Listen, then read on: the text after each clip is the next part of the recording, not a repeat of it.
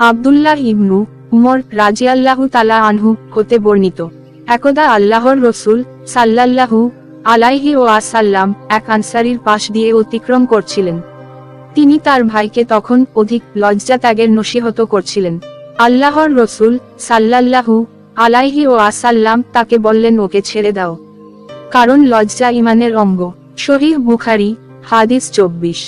ইবনু উমর রাজিয়াল্লাহু তাআলা আনহু হতে বর্ণিত, আল্লাহর রসুল সাল্লাল্লাহু আলাইহি ওয়াসাল্লাম বলেন, আমি লোকদের সাথে যুদ্ধ চালিয়ে যাবার জন্য নির্দেশিত হয়েছি, যতক্ষণ না তারা সাক্ষ্য দেয় যে আল্লাহ ব্যতীত প্রকৃত কোনো উপাস্য নেই ও মুহাম্মদ সাল্লাল্লাহু আলাইহি ওয়াসাল্লাম আল্লাহর রসুল, আর সালাত প্রতিষ্ঠা করে ও যাকাত আদায় করে।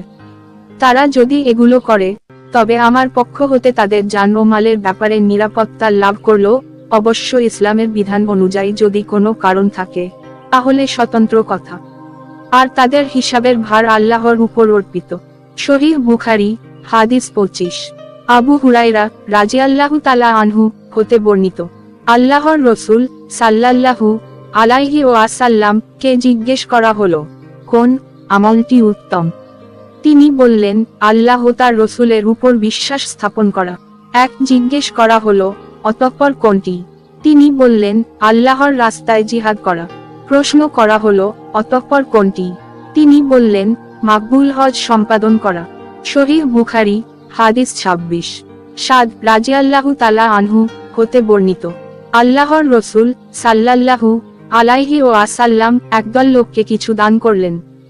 সাদ রাজিয়াল্লাহু তাআলা আনহু সেখানে বসেছিলেন।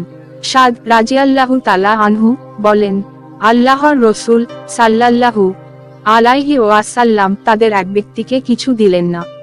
সে ব্যক্তি আমার নিকট তাদের চেয়ে অধিক পছন্দের ছিল।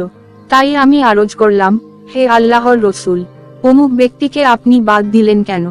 আল্লাহর শপথ, আমি তো তাকে মুমিন বলেই জানি। তিনি বললেন, না, মুসলিম। তখন আমি কিছুক্ষণ নীরব থাকলাম। অতঃপর আমি তার সম্পর্কে যা জানি তা ব্যক্ত করার প্রবল ইচ্ছা হলো। তাই আমি আমার বক্তব্য আবার বললাম, আপনি অমুককে দান থেকে বাদ রাখলেন। আল্লাহর শপথ, আমি তো তাকে মুমিন বলেই জানি। তিনি বললেন, না, মুসলিম। তখন আমি কিছুক্ষণ নীরব থাকলাম। তারপর আমি তার সম্পর্কে যা জানি তা ব্যক্ত করার প্রবল ইচ্ছা হলো। তাই আমি আবার বললাম, আপনি অমুককে দান হতে বাদ রাখলেন। আল্লাহর শপথ, আমি তো তাকে মুমিন বলেই জানি। তিনি বললেন, না, মুসলিম। তখন আমি কিছুক্ষণ চুপ থাকলাম। তারপর আমি তার সম্পর্কে যা জানি তা ব্যক্ত করার প্রবল ইচ্ছা হলো। তাই আমি আমার বক্তব্য আবার বললাম। আল্লাহর রসুল সাল্লাল্লাহু আলাইহি ওয়াসাল্লাম পুনরায় সেই একই জবাব দিলেন। তারপর বললেন, সাত, আমি কখনো ব্যক্তি বিশেষকে দান করি অথচ অন্য লোক আমার নিকট তার চেয়ে অধিক প্রিয়, তাই আশঙ্কায় যে সে ঈমান থেকে ফিরে যেতে পারে, পরিণামে আল্লাহ তাআলা তাকে অধমুখে জাহান্নামে নিক্ষিপ্ত করবেন। সহিহ বুখারী হাদিস 27। সকল হাদিসের মান সহিহ হাদিস।